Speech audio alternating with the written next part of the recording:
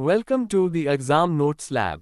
Today's topic: विश्व ozone दिवस। विश्व ओजोन दिवस प्रतिवर्ष 16 सितंबर को मनाया जाता है।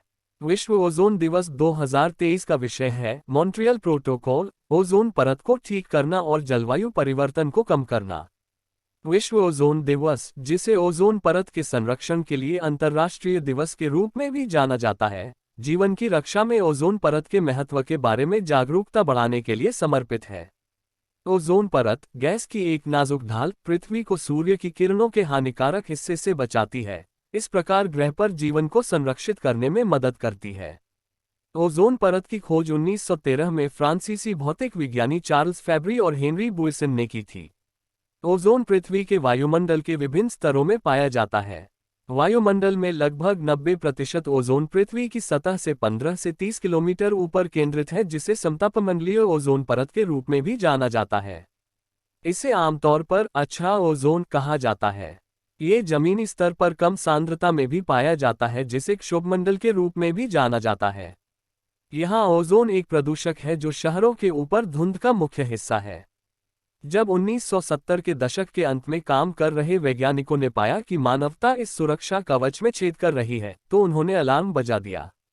यह ओजोन छिद्र एरोसोल और शीतलन जैसे रेफ्रिजरेटर और एयर कंडीशनर में उपयोग की जाने वाली ओजोन क्षयकारी गैसों (ODS) के कारण होता है। परत की इस कमी से त्वचा कैंसर और मोतियाबिंद के मामले बढ़ने और पौधों, फसलों और पारिस्थितिक तंत्र को नुकसान पहुंचने का खतरा है। ओजोन परत का क्षय ऊपरी वायुमंडल में पृथ्वी की ओजोन परत का धीरे धीरे पतला होना है, जो उद्योगों या अन्य मानवीय गतिविधियों से गैसीय ब्रोमीन या क्लोरीन युक्त रासायनिक यौगिकों के निकलने के कारण होता है। ये गंभीर कमी ओजोन छिद्र बनाती है, जिसे उपग्रह अवलोकनों का उपयोग करके बनाई गई अंटार्कटिक ओजोन की छवियों में देखा जा सकता है। ओजोन परत संरक्षण से संबंधित अंतर्राष्ट्रीय संधियां। Montreal protocol. Montreal protocol ozone क्षयकारी पदार्थों के उत्पादन और खपत को कम करने और पृथ्वी की कमजोर ओजोन परत की रक्षा के लिए बनाया गया था। यह एक अंतर्राष्ट्रीय संधि है जिसका उद्देश्य ओजोन क्षयकारी पदार्थों जैसे chlorofluorocarbon (CFC), halon, carbon tetrachloride और अन्य रसायनों के उत्पादन और खपत को चरणबद्ध तरीके से समाप्त करना है। इस ऐतिहासिक समझौते पर 1987 में हस्ताक्षर किए गए और 1989 में ये लागू हुआ।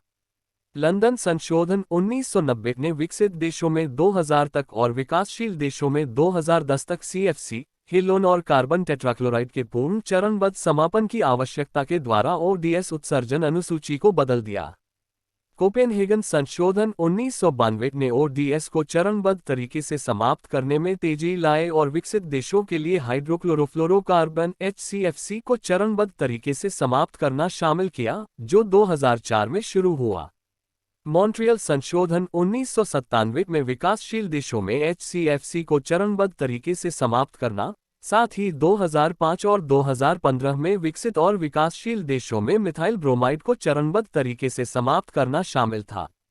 बीजिंग संशोधन 1999 में HCFC के उत्पादन और व्यापार पर कड़े नियंत्रण शामिल थे।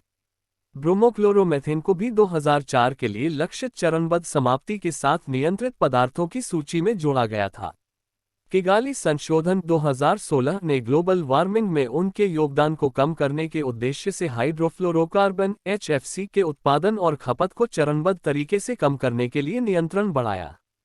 वियना कन्वेंशन 1985 में अपनाया गया था और यह 1988 में प्रभावी हुआ। यह ओजोन परत की रक्षा के लिए अंतर्राष्ट्रीय प्रयासों के लिए रूपरेखा प्रदान करता है, लेकिन इसमें कानूनी रूप से बाध्यकारी CFC उपयोग कटौती लक्ष्यों का अभाव है। Please like, share and subscribe our channel, The Exam Notes Lab.